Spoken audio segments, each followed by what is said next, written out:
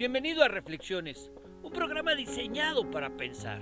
El día de hoy vamos a ver qué es el Evangelio. Tenemos una cita bíblica, Romanos 5, versos 8 y 9. Mas Dios muestra su amor para con nosotros en que siendo aún pecadores, Cristo murió por nosotros. Pues mucho más, estando ya justificados en su sangre, por él seremos salvos de la ira. Si hay algo que ya no se predica con frecuencia en nuestras iglesias, es el Evangelio, o también conocido como el plan de salvación. Quizás porque damos por sentado que todos conocemos la obra que Jesucristo vino a hacer a este mundo. Creemos que todo el mundo conoce que Jesucristo vino para pagar por nuestros pecados y a la vez a satisfacer la justicia de Dios para que pudiéramos ser salvos, a través de morir en la cruz. Pero yo pregunto, ¿realmente conocemos el Evangelio? Una pregunta que en verdad haríamos muy bien en preguntarnos cada uno de nosotros, porque eso depende de si en verdad somos o no salvos. De eso depende el que verdaderamente haya sido perdonados nuestros pecados y tengamos novedad de vida. De eso depende el que un día estemos delante del trono de Dios y lo estemos para recibir recompensa y no castigo, galardón y no condenación, cielo y no infierno. Y es que el Evangelio se viene revelando desde el principio, desde el libro del Génesis, cuando Adán y Eva pecan al comer del fruto que Dios les había mandado que no lo hicieran. La Biblia nos dice que Dios les hace túnicas de piel para que pudieran cubrir su desnudez. Génesis, capítulo 3, verso 21. Y Jehová Dios hizo al hombre y a su mujer túnicas de pieles y los vistió. Y para ninguno de nosotros es un misterio el que para extraer la piel de un animal hay que matarlo. De manera que el pecado de Adán y Eva costó la vida de un inocente, no solo para hacerles túnicas, sino que de esa manera Dios les y nos enseñaba el principio que dice Hebreos 9:22. Y casi todo es purificado según la ley con sangre, y sin derramamiento de sangre no se hace remisión. Y sin derramamiento de sangre no se hace remisión. Es decir, sin el derramamiento de la sangre de un inocente no es posible que haya perdón de pecados. Eso es lo que Dios les enseñó a Adán y a Eva. Les mostró que de ahí en adelante lo tendrían que buscar a través de la sangre de un inocente que tomara su lugar y pagara con su vida por sus pecados. Esa es la razón por la que miró la ofrenda de Abel con agrado y no la de Caín. Porque Abel le creyó a Dios y se acercó a él a través de la ofrenda que él había demandado, que él había pedido, que él había enseñado que debían hacerlo. ¿Se da cuenta? Más adelante con Abraham. Después de 25 años de esperar por el nacimiento de Isaac, un día Dios le pide a Abraham que le ofrezca a su hijo en sacrificio en un monte. ¿Qué hace Abraham? Obedecer. Así que toma la leña y la pone sobre un burro, toma el fuego y parte con el chico. Llega al monte y deja el burro con uno de sus criados. El chico carga la leña y Abraham el fuego. E Isaac pregunta. Génesis 22:7. Entonces habló Isaac a Abraham su padre y dijo: Padre mío. Y él respondió: Heme aquí, mi hijo. Y él dijo: He aquí el fuego y la leña, mas ¿dónde está el cordero para el holocausto? Y respondió Abraham: Dios se proveerá de cordero para el holocausto, hijo mío. E iban juntos. Y sabemos lo que pasó. Cuando Abraham estaba a punto de matar a Isaac, un ángel enviado del cielo lo detuvo y efectivamente había un carnero trabado en un zarzal y lo usó para el holocausto, enseñándonos desde entonces que la ofrenda por nuestros pecados sería provista por Dios. Dios se proveerá de cordero para el holocausto. Porque no hay remisión, no hay perdón de pecados si no hay derramamiento de sangre. Después, a Moisés le enseña que la ofrenda de la Pascua debía ser perfecta. Es decir, El cordero que tomaría el lugar de la persona del primogénito no podía tener ningún defecto ni enfermedad. Un cordero que tenía que ser perfecto a los ojos de los hombres y sobre todo a los de Dios. Un cordero que tomaría el lugar de los primogénitos de Israel, y cuando pasara el ángel de la muerte no mataría a aquellos que estuvieran bajo la sangre que marcaría sus casas. Pero en las casas en las que no estuvieran marcadas, mataría al primogénito o hijo mayor. Éxodo capítulo 12, verso 6. Cuando cada familia haya apartado su animal, deberá guardarlo hasta el día 14 de este mes, y ese día al atardecer lo matará. Una vez que se reúnan para comer, tomarán un poco de sangre del animal y lo untarán en el marco de la puerta de la casa. 12.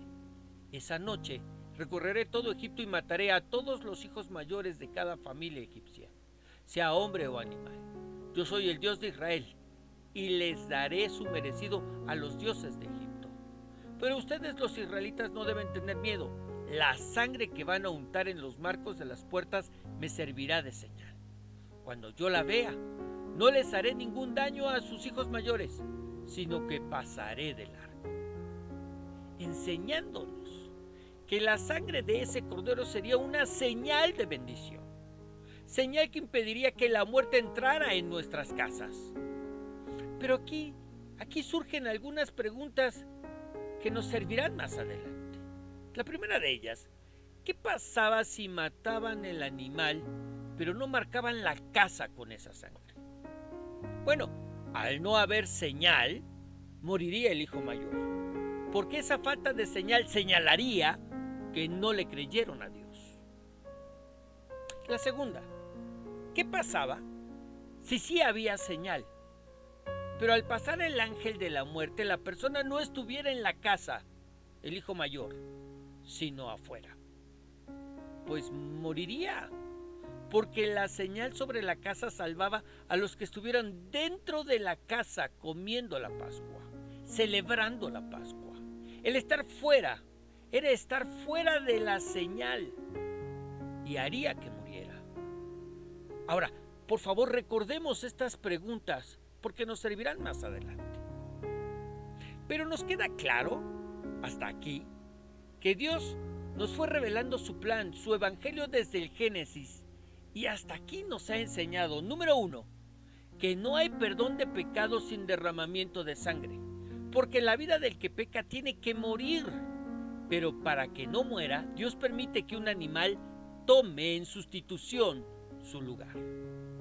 Segundo, que esa ofrenda por el pecado debía ser tan perfecta que solo Dios podía proveérsela. Y tercero, que esa sangre serviría de señal para que no muriera. Ahora, a la luz de lo que hemos aprendido o recordado, miremos el sacrificio de nuestro Señor Jesucristo en la cruz. Lo primero con lo que tiene que cumplir es que tome el lugar del pecador y derrame su preciosa sangre. ¿Qué dice la Biblia? Efesios 1:6. Para alabanza de la gloria de su gracia, con la cual nos hizo aceptos en el amado, en quien tenemos redención por su sangre. ¿Qué tenemos? Redención por su sangre, el perdón de pecados según las riquezas de su gracia. Sin derramamiento de sangre no hay perdón de pecados. En su sangre tenemos redención, el perdón de nuestros pecados. Lo segundo es que la ofrenda por el pecado debía ser perfecta, tan perfecta que solo Dios podía proveérsela. Esta primera cita nos habla de la perfección que había en Jesucristo. ¿Cómo es que cumplió perfectamente con la ley para de esa manera hacer la ofrenda perfecta por nuestros pecados sin defecto alguno? Hebreos 9:14 dice: cuánto más la sangre de Cristo, el cual mediante el Espíritu Eterno se ofreció a sí mismo sin mancha a Dios, perfecto, sin mancha a Dios, limpiará vuestras conciencias de obras muertas para que sirváis al Dios vivo. Sin mancha a Dios. perfecto, un sacrificio perfecto. Y Juan el Bautista lo señala como ese cordero que venía de Dios, provisto por Dios mismo. Juan 1:29. El siguiente día vio Juan a Jesús que venía a él y dijo: he aquí el Cordero de Dios que quita el pecado del mundo. La provisión de Dios para quitar el pecado del mundo. Lo tercero que aprendimos es que su sangre serviría de señal para no morir, para ser librados de la muerte eterna. Romanos capítulo 5, verso 9. Y como se nos declaró justos a los ojos de Dios por la sangre de Cristo, nos declaró justos a los ojos de Dios por la sangre de Cristo, con toda seguridad, nos salvará de la condenación de Dios. Romanos 3:25.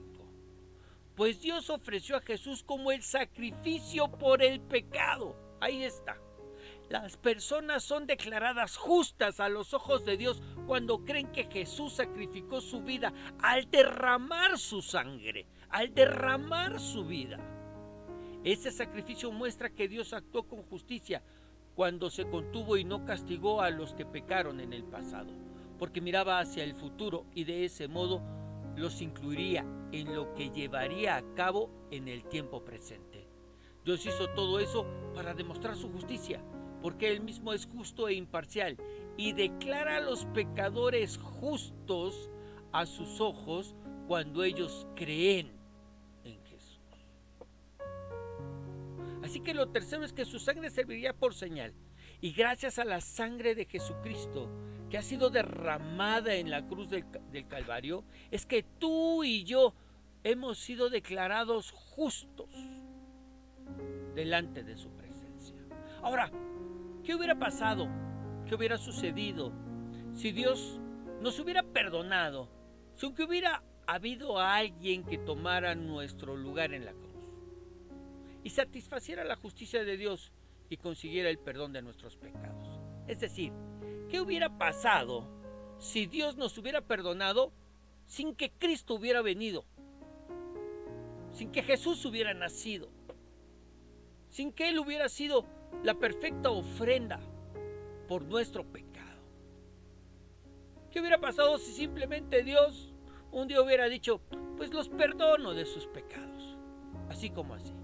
Mira, Proverbios 17:15 dice: el que justifica al impío y el que condena al justo, ambos son igualmente abominación a Jehová.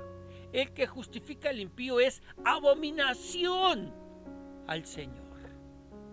Es decir, eso sería una abominación que Dios, por supuesto, que no haría. Por eso era necesario, como ya vimos, que alguien tomara nuestro lugar. Este es un fuerte revés a todos aquellos que creen que al final de todos los tiempos, pues Dios nos perdonará así como así. Y los perdonará porque es Dios. Eso sería una abominación que Dios no haría. Por eso era necesario que alguien tomara nuestro lugar. Que ese alguien fuera perfecto y provisto por Dios mismo. Y que ese alguien, a través del derramamiento de su sangre, nos diera salvación y vida eterna. Ese es el Evangelio. Esas son las buenas nuevas de salvación que los discípulos y nosotros necesitamos comunicarle a este mundo que se pierde en sus delitos y pecados. Pero, ¿qué pasa si sí creo? Si sí creo en el sacrificio de Cristo en mi lugar, pero la verdad es que no creo que sea suficiente. Sin embargo, creo que tengo que hacer buenas obras para ganarme el perdón de Dios. ¿Qué pasa? Bueno, como vimos en la instrucción,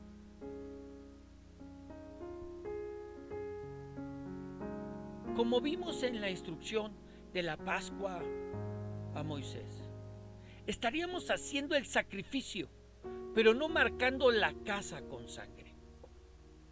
¿Qué pasaba? La muerte entraba en la casa.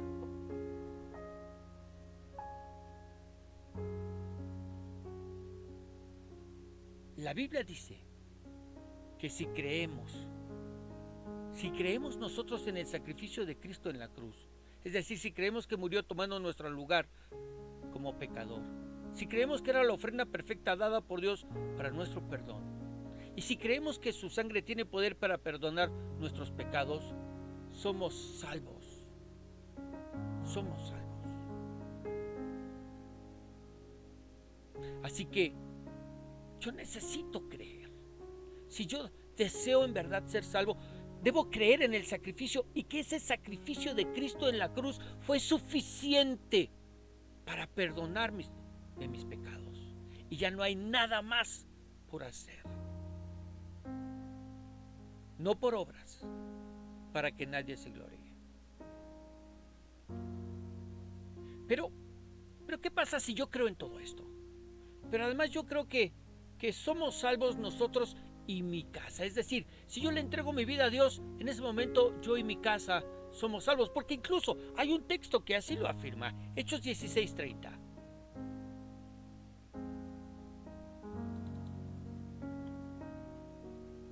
Y sacándoles, les dijo: señores, ¿qué debo hacer para ser salvo? Esta es la pregunta.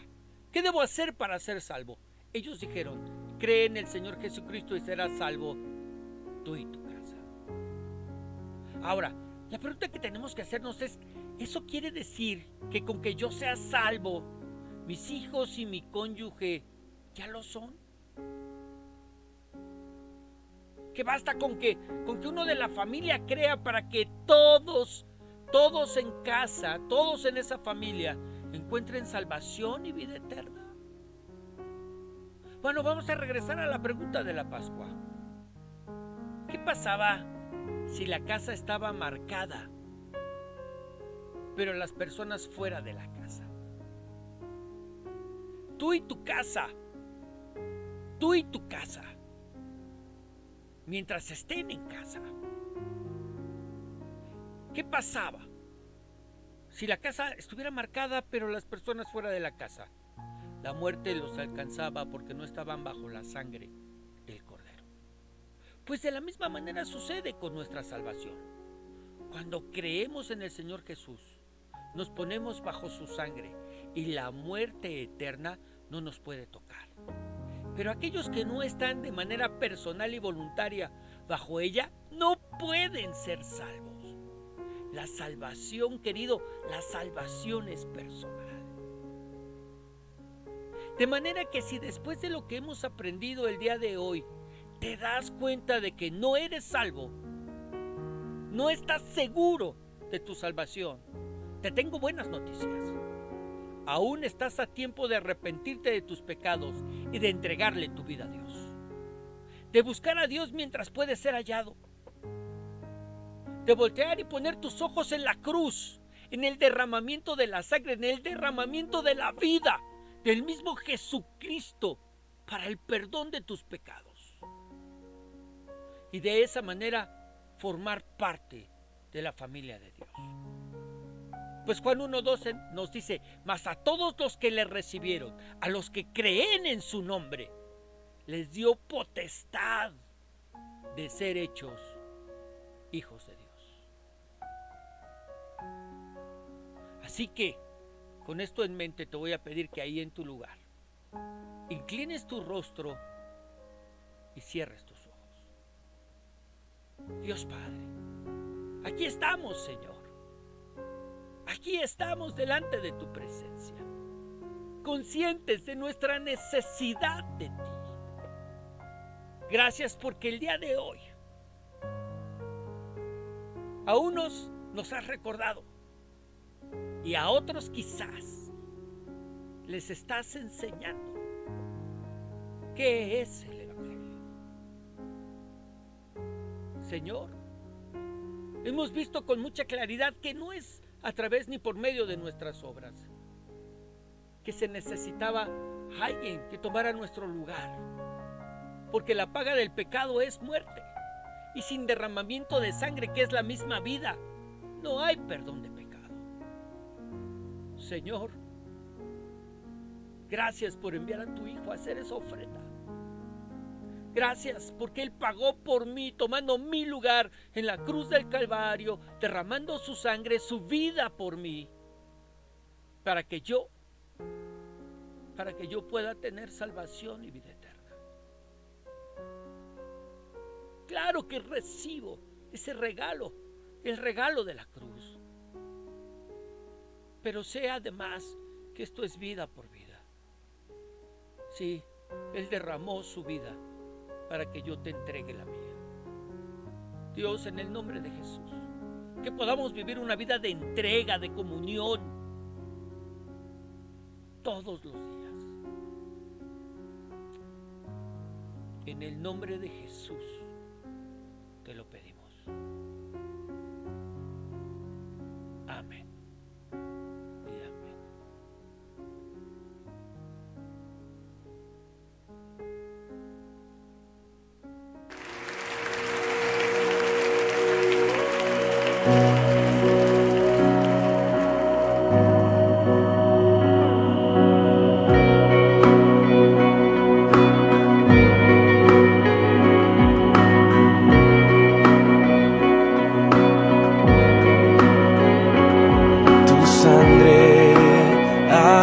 Mejor que todo el clamor que en esta tierra hay. Justicia para mí, separa mi favor. Jesús, tu sangre es, tu sangre habla mejor que todo el clamor en esta tierra hay. Justicia para mí, separa mi favor. Jesús, tu sangre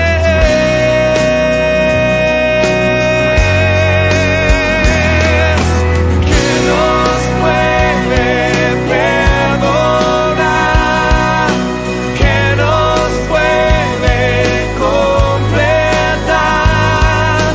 Solo de Jesús, solo de Jesús la sangre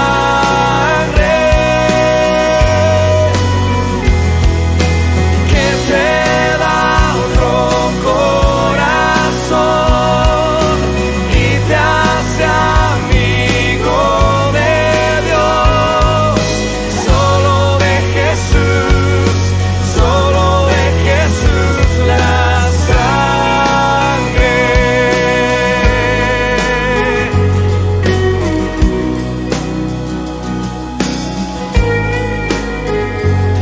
Tu cruz habla del amor de su corazón. Un camino nos abrió, me acerco con valor, sin confianza terrenal. Jesús, tu sangre